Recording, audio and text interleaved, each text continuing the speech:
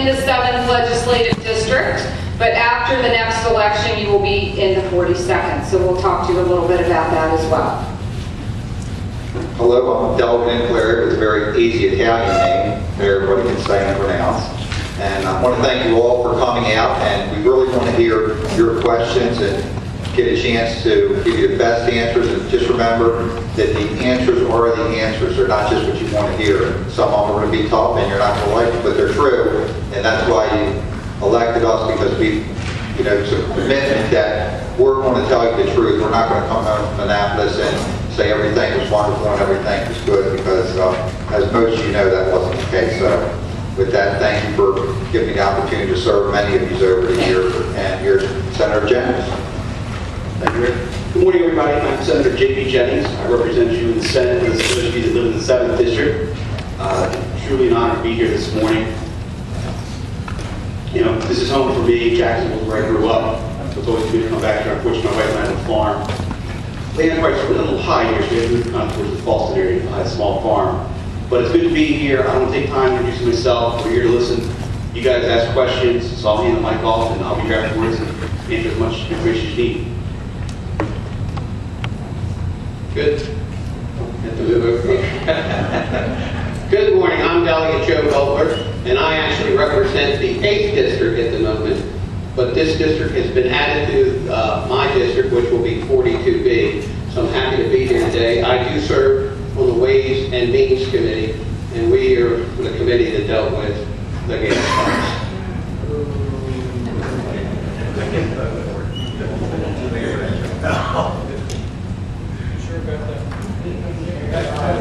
Yeah, you did turn off the mic.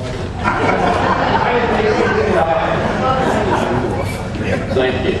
Is it working now? Yeah. Good morning, everybody, and thanks for coming. I'm Delegate Patrick. I represent the 7th Legislative District along with Kathy, Rick, and Senator Jennings. And thank you all for coming out today. We'll try to give you some information you might not get in the Baltimore Sun. And I want to make sure I want to give you an update on what's going on with the rain tax. There's something that we're working on that I want to tell you about today. Thank you very much. Okay, Delegate Shalega said that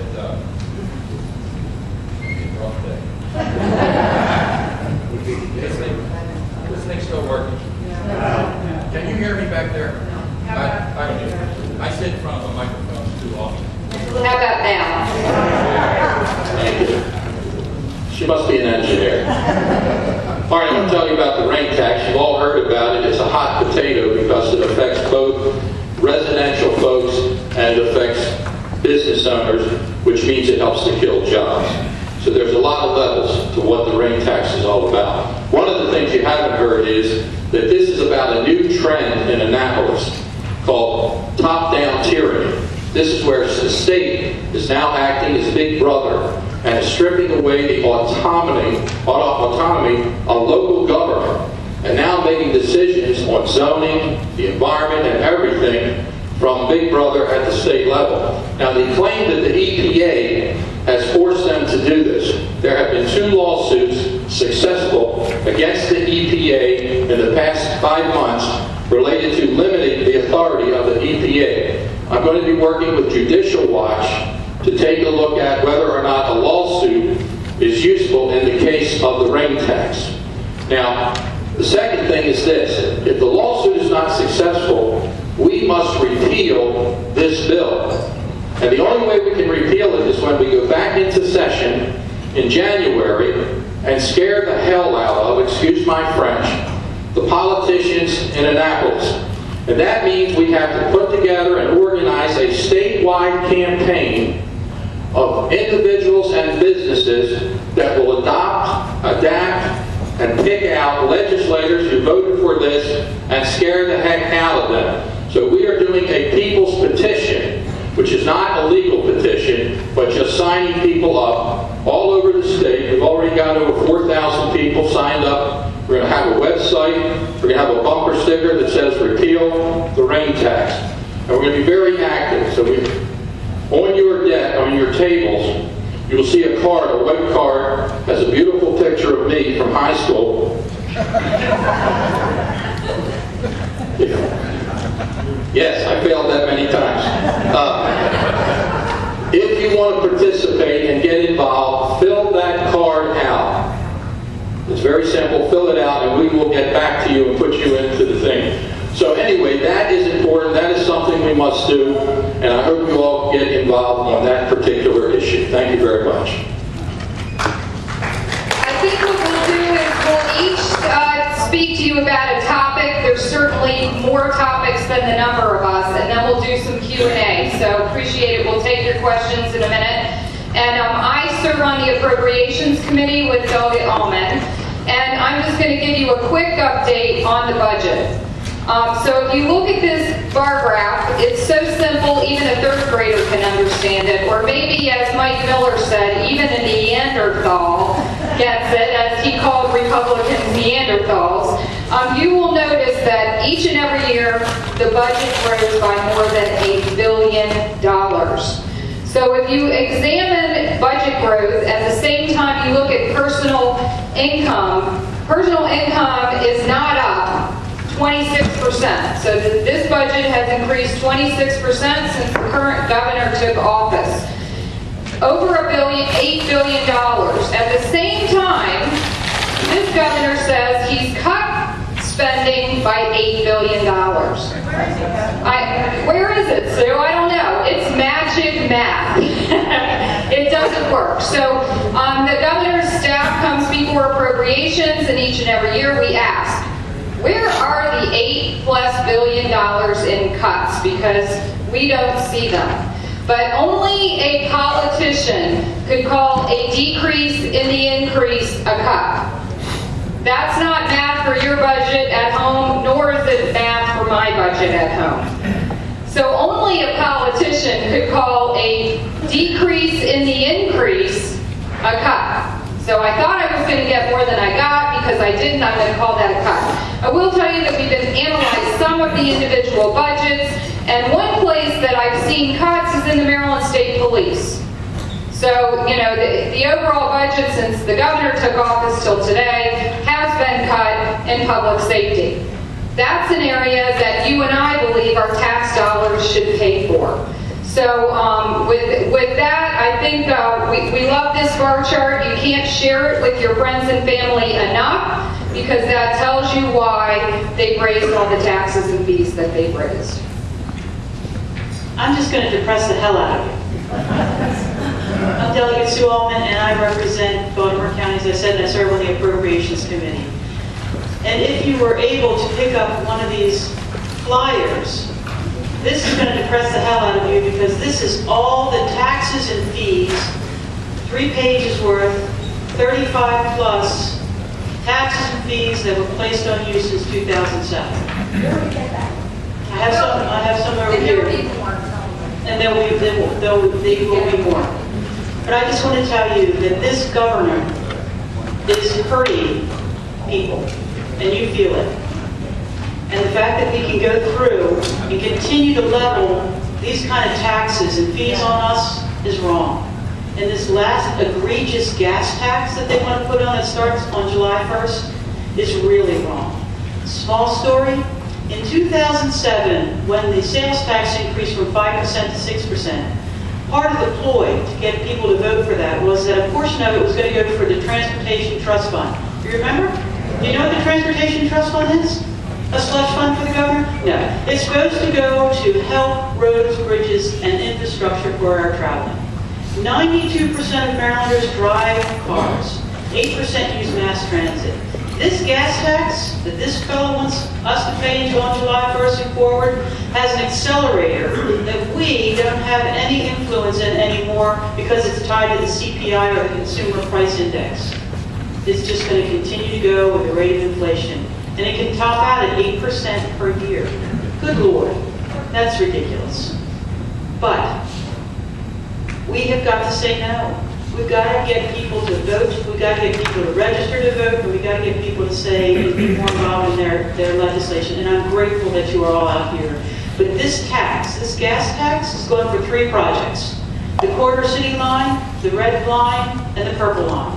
3 mass transit lines. Not going to road construction and road repair. And they did this to try to pull down federal dollars. It's a ploy, it's a bait and switch, and it's wrong. So when somebody says, oh, we need gas tax for the infrastructure, you said, well, if this governor was so intent on preserving roads and bridges, then why didn't he reverse his taking from the 2007 gas tax and he put it in the sales tax? Why did he only have it in there for 2 years and now not put it back and allocate it to that? That's the question. Thank you. Hey, you want Delegate Blair again? And I sit on the House Economic Matters Committee, and each of us sit on different committees and handle different topics before they make it to the floor of the House. Now, the Economic Matters Committee is probably the most conservative, if you can say that committee, in the General Assembly. I guess Pat probably sits on the second most conservative. Or the most liberal, but okay. But anyway, but even in that committee, our job is to kill radical bills that come out of Prince George's, Montgomery, and Baltimore City. And one of the things that you learn when you first become an elected official is you go down there and you think like the people in your community. And you know there's some radical liberals in the community, but pretty much we outnumber them. Until you get to Annapolis and you realize that no, the radical liberals outnumber us. And what's really interesting about Prince George's and Montgomery County, you have so many people who come from so many other places, meaning they come from foreign countries, and they bring their communist and socialist beliefs with them. So you don't see a lot of that up here. So a lot of people say, you know, this Democrat in Harford County is horrible, or this Democrat in Baltimore County is horrible. They are so much more conservative than their colleagues that many of them have decided not even to run again because they can't even stand a member of their party. That's how far it is going in the wrong direction in the state of Maryland. So you got to take your blinders off and stop looking just at what's going on here and wondering it's the entire state of Maryland that's being controlled by a group of radicals. Now, what's very disappointing for us, when we vote in the House, there's 4 columns of votes. One entire column, always from Montgomery County, votes the same way no matter what. The second column votes 90% the same way. And then after that, we're outnumbered. Now, we all fight in committee to stop this stuff, but I'm going to tell you, on the floor of the House, we have all fought very hard in debate to try to get the issue out, what's really going on. Delegate McDonough had the privilege of being the only member in my 11 years who ever had his microphone turned off because he was debating the issue so strongly. But this year, I've now moved as the second member, and they grabbed me and they said, Rick, your microphone's off. And I said, obviously I don't need one. But I continued to debate despite the fact that they had shut the microphone off, and that was on the gun issue.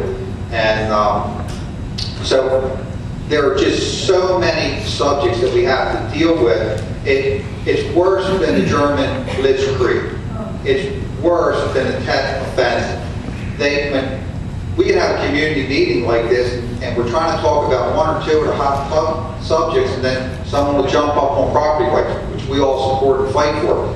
They are attacking property rights from so many different directions. It's unbelievable. It's not like during Senate Bill 509 where they were confiscating property. That was just one issue.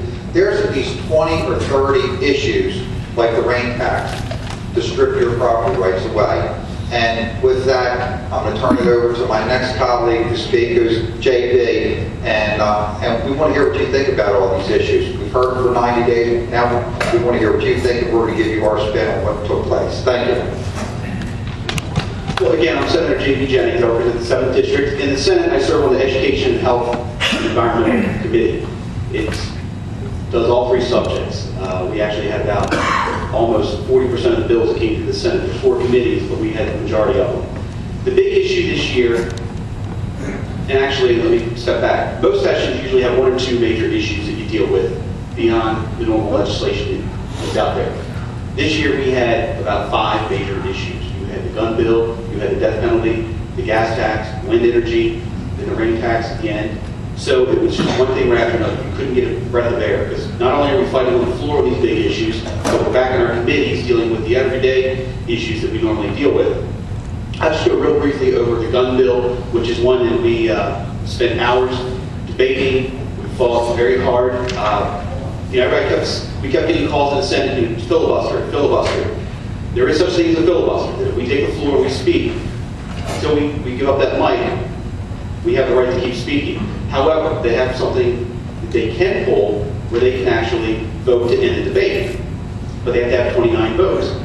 So it's not like this U.S. Senate where you take the floor like Rand Paul and stand for 14 hours, it's yours.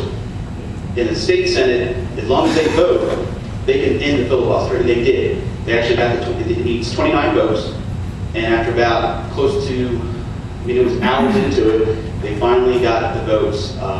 They had 2 people who actually were against the bill to vote to end the filibuster. We had to vote, and it passed with 27 votes. But real quickly on the gun bill, because we've got a lot of calls on it. There's a lot of information out there. People don't know everything. Yeah, they came in trying to, what they felt was correct, the situations that have happened out there. There's horrific situations in Connecticut, Colorado, and I will tell you honestly, in my opinion, this bill doesn't do anything to correct anything like that.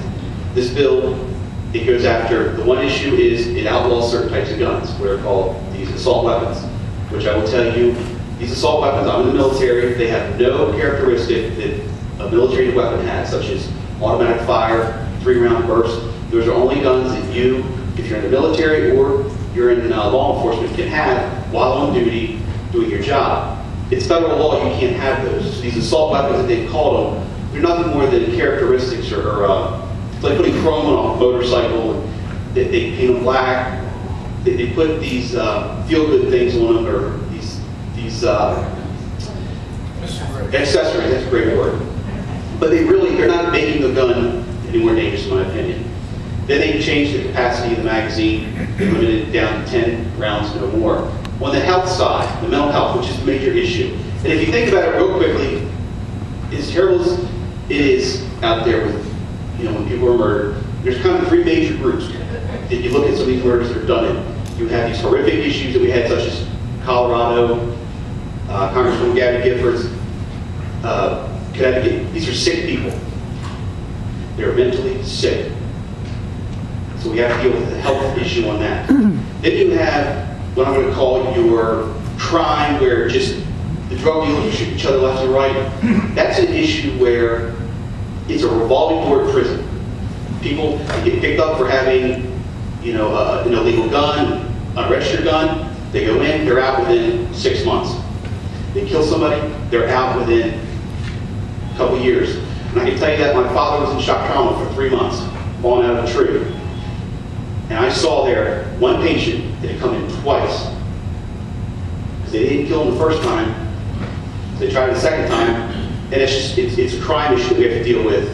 And after the story that broke this week with the state prisons, that's a whole other issue. But then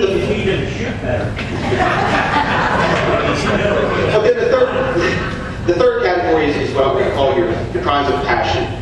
2 guys get into a fight over something, and they just shoot one another. A guy comes home, finds his wife in bed with somebody. That's an anger management issue. This bill didn't address any of those. Well, that's when somebody turned it on the floor. But this bill really did not deal with any of that. On the health side, it outlaws people from having guns if they've had certain things in the past. If you get committed, or voluntarily commit yourself to an institution for 30 days or more, it automatically disqualifies you from owning a gun, no matter what you went in for.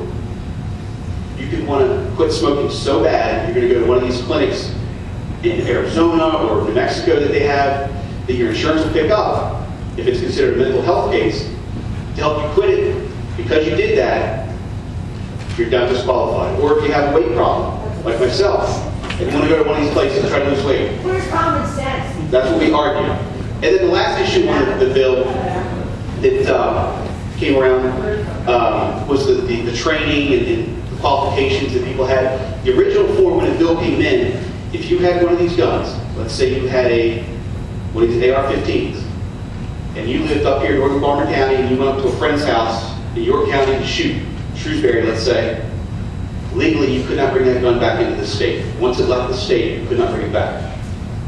There's a part of the state out in Western Maryland where the state's only literally, I think it's a mile and a half wide. If Interstate 68 shut down, they route you through Virginia or West Virginia to get around it. So if you're going to Garrett County to go hunting and you have a gun with you with a capacity of, let's say, 15 rounds, and the state police route you, legally, you can never bring that gun back into the state. So it was issues like that we fought hours. The House did a phenomenal job. The Senate, they got some great amendments on in the House, but it was a huge issue, and I know there's probably be questions about it. So I just wanted to kind of touch on that. So with that, I'll hand the mic over to Doug Bowler. Thank you, Senator. Also on the table, there is a sort of brief synopsis on the gun bill. So if you want to grab that on the way out, to give you an outline of exactly what is in that bill and what's protected, what's not. I sit on Ways and Means, and of course we had the gas tax that came to our committee. And a couple of things about the gas tax. I thought it was interesting because I asked this question at the beginning of session. Are we going to have a gas tax? And I asked that of Kumar Barbay, who is the majority leader in the House, and he happens to be on the committee. And he goes, absolutely not. And I looked at him and I said, what's the problem?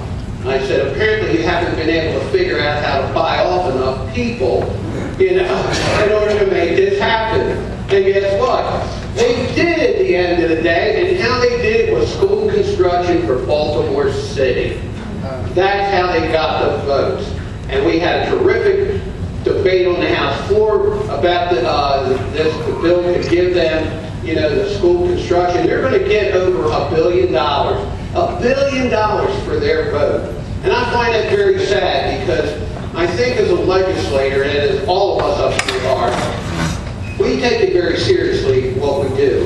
And we represent the people. And at the end of the day, we do what is right. It's not what is convenient. It's not what I can get out of it. And I find it very sad that in the time period that I've been here, and I'm sure Ellen Salbray, when she was there, she probably saw this too, of how we make these backdoor deals all the time. And that's how they keep winning on all these big pieces of legislation that they're just jamming through.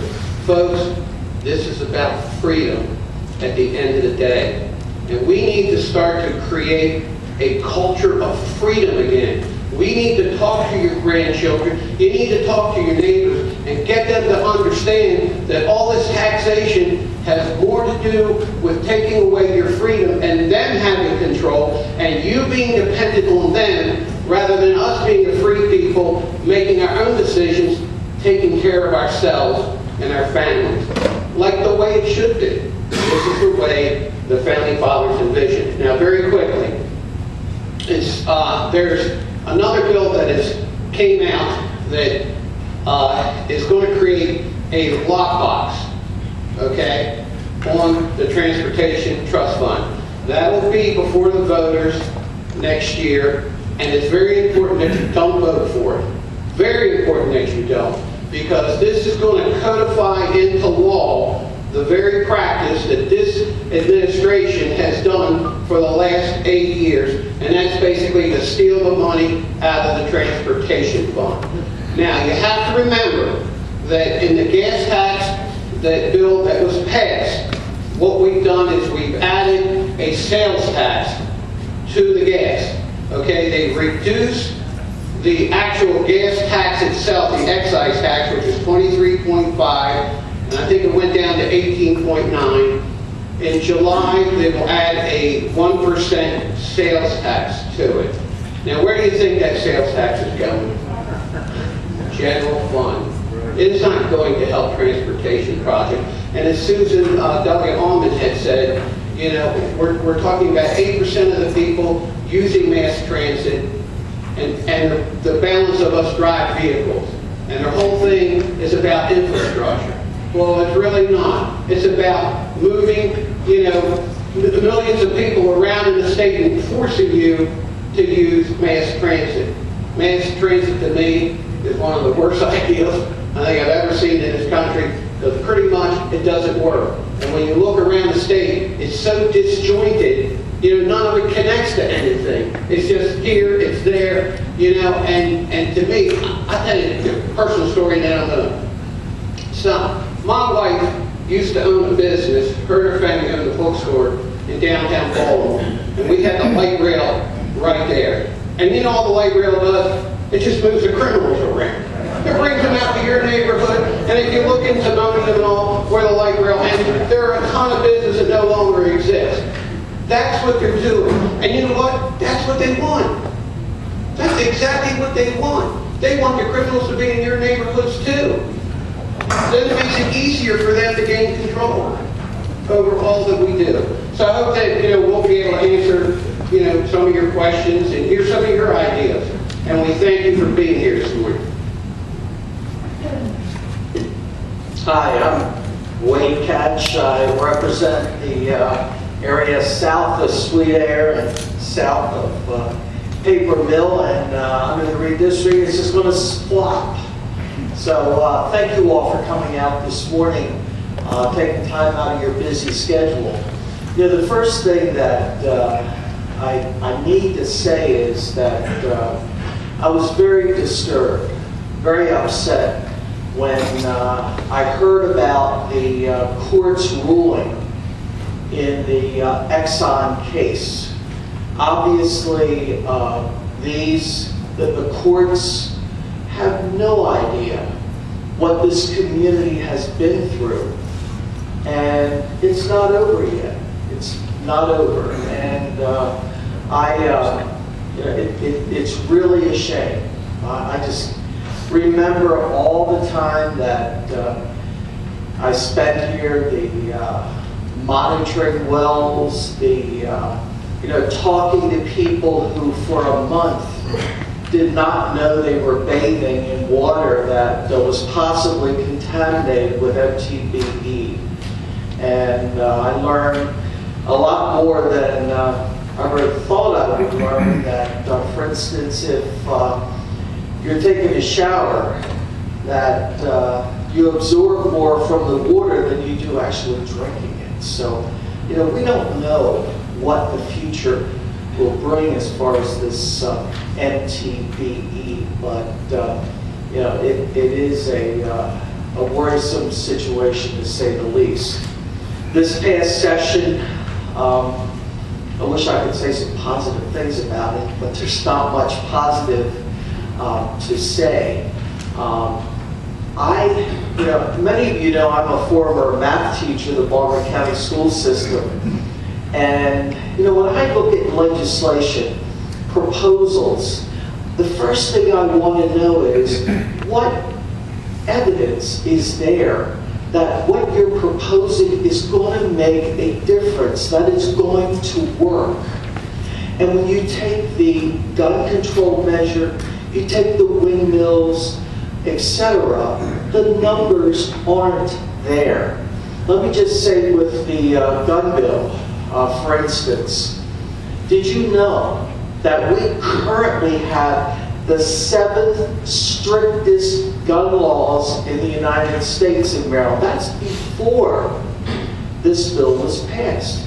So you would think we'd be in the bottom 10 as far as violent crime. But guess what? We're in the top 10 with the 7th strictest gun laws in the United States. So, I support the Second Amendment, no question about it. And, but if you're going to do something, do the right thing. Take a look at what other jurisdictions are doing to see if what they're doing works. But we didn't do, the legislature didn't do that. And I'll never forget, I sat on Pat and Don and I sat on the committee, one of the committees that handled the gun bill. The lead person for the gun bill kept saying, well, you all know a lot more about guns than I do, but I'm against that amendment, or we're against this amendment, we're for this amendment. So it didn't make me feel very, or anybody feel very, secure or confident about what was going on. The last thing I want to talk about is really what Delegate Butler talked about, and that is truth in taxation. We have collected transportation money from gasoline tax, etc., and over the last number of years have robbed that fund of $1.1 billion. And, you know, what is to say that in the future we're going to not continue to rob that fund? Now, there will be a constitutional amendment that will require a 3/5 vote to transfer funds, but I can assure you that while it's a step in the right direction, it isn't quite, 3/5 is not a huge obstacle to conquer.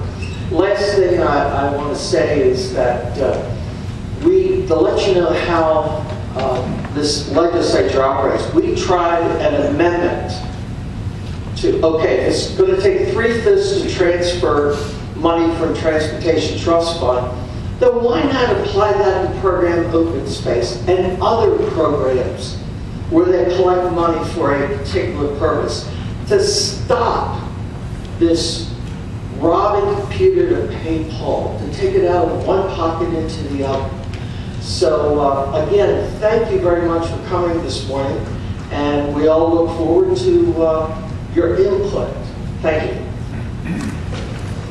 What we'll do now, and I'm sorry we're kind of tied to the mic over here, but the outlet in the center of the stage gave terrible feedback, so we'll kind of work from this end with the mic. What we'll do is what we're really here to do is hear from you. So we'll do some Q&A. I think we'll each take a question, do our best to answer it. The great thing about this delegation here is we represent different committees. And Pat? Right. That, but obviously we can't all hold the mic, so. So we'll go ahead and do that, but we have a variety of expertises here because of the variety of committees that we sit on. So with that, please raise your hand and we'll take as many questions as you have. In the back of the room. Hey John, go ahead, stand up and ask your question. No, my question is, the CPI is going to be used for gas tax. Now that's the same one that they are proposing for our Social Security, right? Change one? So John's question is the CPI that they've not proposed but passed to inflate the gas tax. Is that the same one that they tied to Social Security check increases? So just so you know that Consumer Price Index, never in the history of Maryland have they, because we didn't do it, tied a tax or fee to the Consumer Price Index. All of us would agree it's immoral. Every time the legislature wants to raise your taxes, they should take a vote on it. That's accountability. That's what our framers envisioned, that we're accountable to the voters and you don't raise a tax without making legislators vote on it. They tied it to the CPI. Every July 1st, the gas tax will go up forever. Forever. So we all voted against it, spoke against it, and tried to kill it. We'll be back, just like Delegate McDonough said, to try to repeal that. But did they tie it to Social Security checks? I can't answer that because I'm a state legislator. Anybody know the answer? It's the inflation index, and it's the same one that's related to Social Security, based on the same figures. That, I understand that going forward, the federal government has decided to chain, as they call it, the Social Security inflation, so that it is not including all the same, like vehicles and all that was included in the CPI as we know it. If my memory serves me right, I believe the CPI they're using is the one that monitors the cost of increases in cost of construction. There is a federal number. I don't know the exact name, but that's what they are using. Wait, it's not the same one that's going to be used for No. Social Security. Mr. Sauerbrey, go ahead. Just a clarification, the CPI does not include today because our leaders have chosen to take out of including in the CPI the two major things that really reflect what is going on in this country, thanks to our friends over in Washington. And those two things that are not included in the CPI, number one is food, and number two is energy. Thank you, Will. Next question, Butch. In regard to the gun law, this is a little background. My name is Butch Hodson. I'm a retired FBI. I was the senior agent on the violent crime task force in downtown Baltimore for 22 years. If the gun law did not address the issue of HIPAA, then we haven't addressed anything. There are a lot of semi-crazy people walking around on the streets of Baltimore who only have to fill out the federal form and say, no, I was never adjudicated, and saying, no, I never spent any time in a mental institution. And there is no way for law enforcement to cross-check that. If they don't have a criminal conviction of some kind, they get the gun and they walk out the door. And that's, unless that's addressed, the rest is a lot of crap. You are correct. Thank you. Ma'am, go ahead.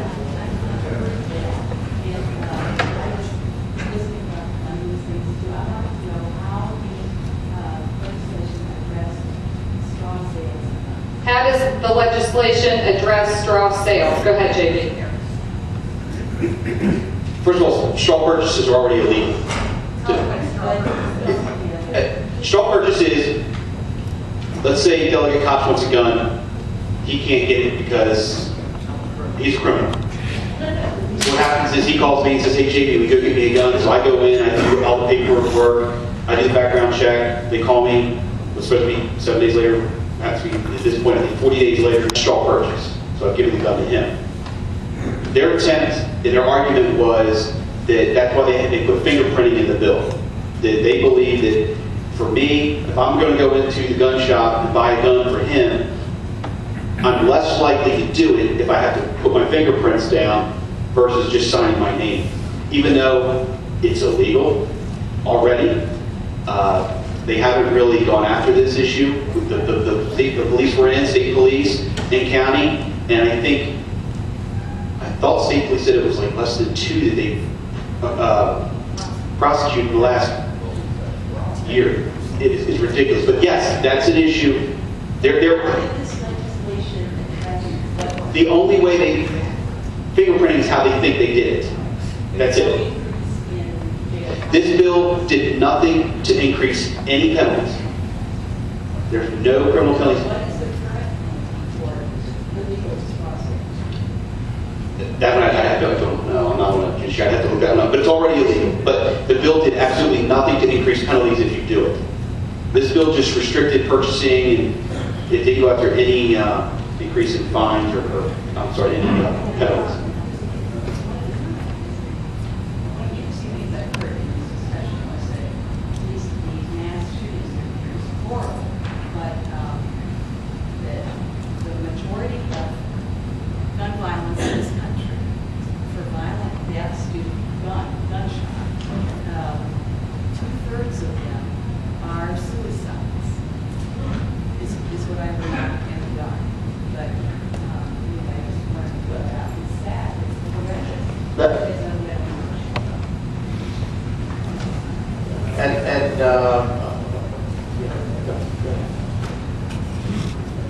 Two questions.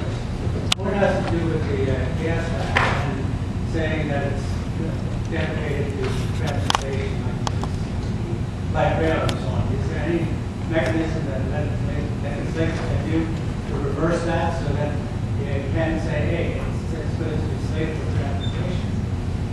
Can you do something about that? Or can it be put on for referendum? That's number one.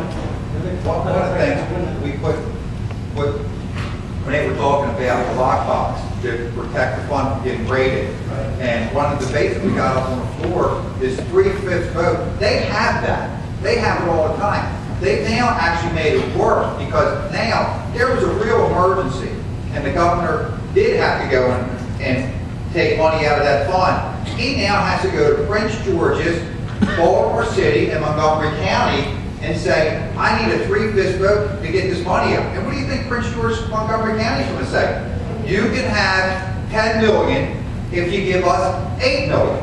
So that was important, and Joe, I know he missed that point, but that's what is so phony about this so-called lockbox. So could we create a law, and I actually offered an amendment to the lockbox fund bill. In other words, if the governor said, and this was an amendment on the floor of the House that we all voted for, if the governor came to the General Assembly and said, I need $1 million out of the lockbox fund, he would have to come on each individual issue, just like with the president asked for kind of a line item veto. He couldn't come in and say, I need $1 million and I'm going to give it to this group, this group, to this group. He would have to come in and say, I need this for this specific issue. Will you give me a 3/5 vote to remove this? That would have actually made the bill a little more acceptable. The number should have been higher on the lockbox fund so that everyone got to participate, not just the Democrats. But I'll let Pat go. Pat, you got this one. Thank you for that information. I just want to mention that there are 27 trust funds in addition to the transportation fund. And the governor steals from every one of them, not just the one. So I and Susan Krebs from Carroll County introduced a constitutional amendment that would prohibit him from stealing from any of them. Didn't get out committee. Surprise. But this money is not needed. That's the tragedy and that's the lie. They want $5 billion to build 2 choo-choo trains. One in Montgomery County and one from Arbutus to Hopkins. 90% of the people who ride the light rail are subsidized. Most of the money in the transportation fund goes for mass transit, not for the roads. And the recovery rate on what they pay on the box, the fare box, is nothing. So it's not, we are subsidizing that. But this is about the future. They want to build those choo-choo trains in Montgomery and Baltimore City, where the votes are that they control. So, and Prince George's County. So that's $5 billion. Now, I would tell you what I would do if I was governor. I'm not running for governor. First week in office, take a pen, no choo-choo trains. Okay? Second week in office, get rid of the inflation tax, get rid of the gas tax, and bring those tolls back down where they belong. Because I don't need that $5 billion. And they don't either. And they're just lying to you.